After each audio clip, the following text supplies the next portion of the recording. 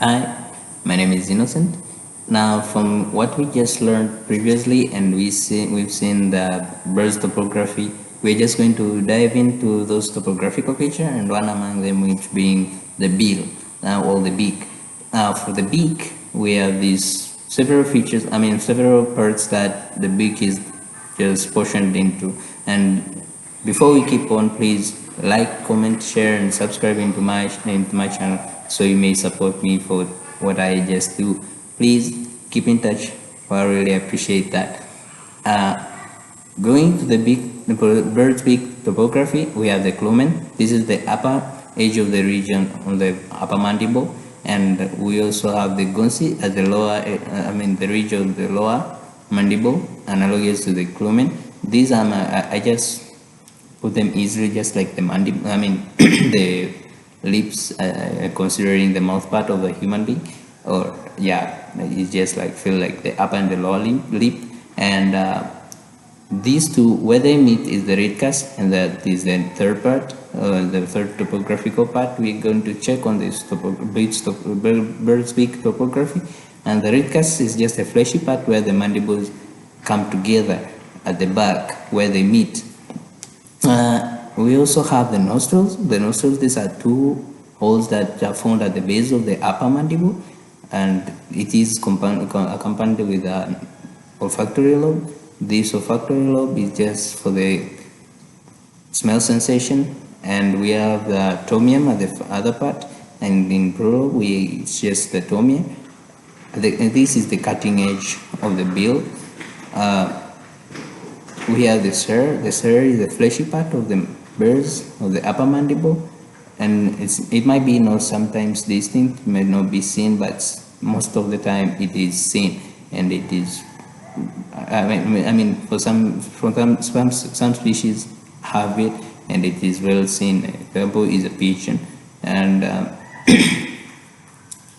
and for the pigeon, the nostrils are even located at the cere. And we have the commissure.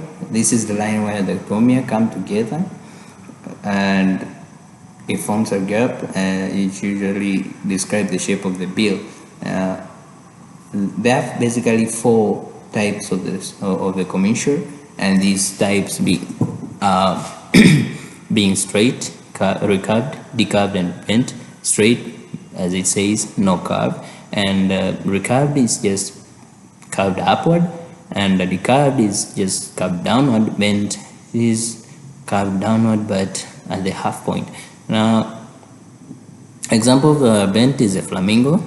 Example for the curved is a thrasher. A good example for the recurved is avocat, and a good example of a straight are most of the birds that have a straight bill, and in one among them being a sandpiper. Proceeding with what we are just doing, here is what we are talking about, including the cere, the nostril, the clumen, the commissure, the redcast, and the tomia, the gonsi, and the clumen. All of them can be just being appreciated from this pictures that it's been displayed right there. Just make a good capture of what we're talking about. As we say, the cere is the fleshy part at the base of the upper mandible. The nostril is the two holes found at the upper mandible and just at the base. And for this one, it's just like a pigeon. The nostrils are found at the cere, and the clumen, the ridge on the top. The ridge of the upper mandible, and the gonsi, the ridge at the lower mandible. And tomia, this is the cutting edge of the beak of the both mandibles, and the commissure, this defines the shape of the bill, and redcast is where these two upper mandible and the lower mandibles coming together, as you could see them right there.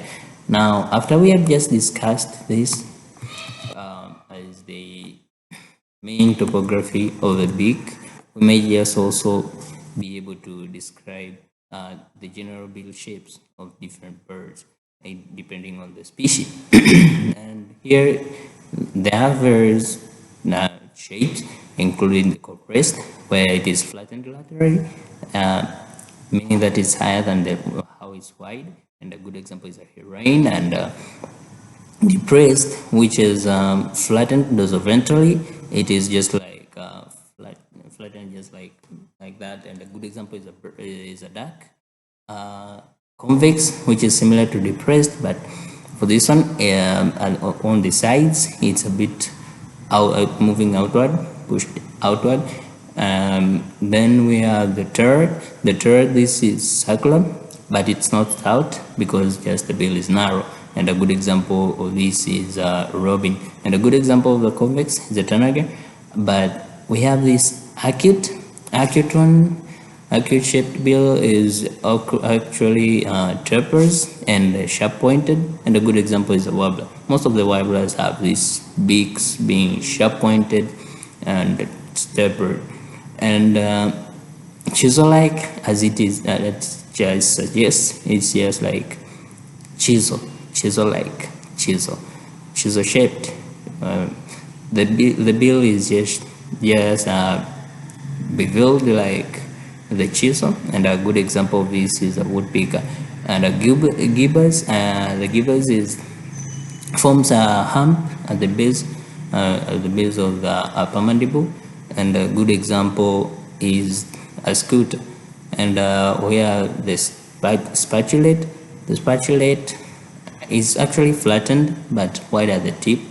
Uh, as you go to the tip, just like a just like from the word, it's just like derived from the word spatula. And a good example is a shoveler. And we have the crossed.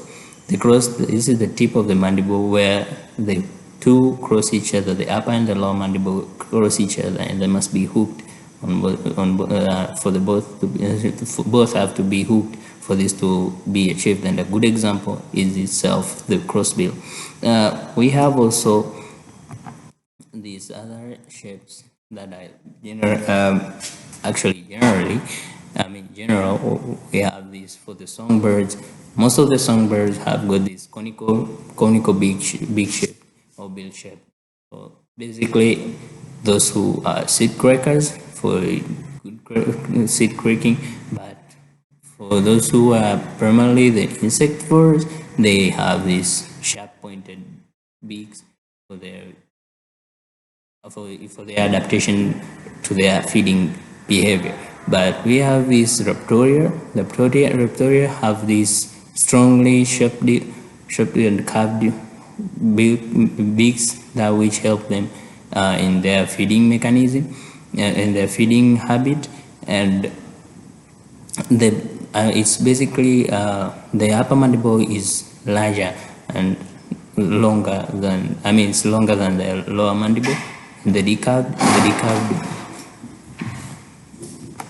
Sorry, for the recurved, as we just discussed before, it is actually bent downward, and there is a recurved which bends upward, just like that. And here are some of, I mean, here we could just appreciate those what we just discussed, including the hooked, the acute, the chisel-like, the gibbous, spatulate, compressed. Actually, that is the kingfisher. We can see also the depressed duck, it's flattened horizontally, and we have the turret that is just like for the hummingbirds. We have the convex. This we said for the seed cracking, and stout, just like that. So for good, I mean, it's also very useful for those seed cracker. But also we have the raptoria. Raptoria, as we said, the upper mandible is larger, I mean, longer than the lower mandible. And we have these fine pointed, just like that. Example, a good example is a worm. And compressed, just like that. Good example is a woodpecker. And for this conical, a good example is a hawfinch, and recurved for the advocate. As you can see, it's just curved upward, and the depressed, just like that, it's curved down. I mean, it's just like that. And good example is a mallard, and curlew is just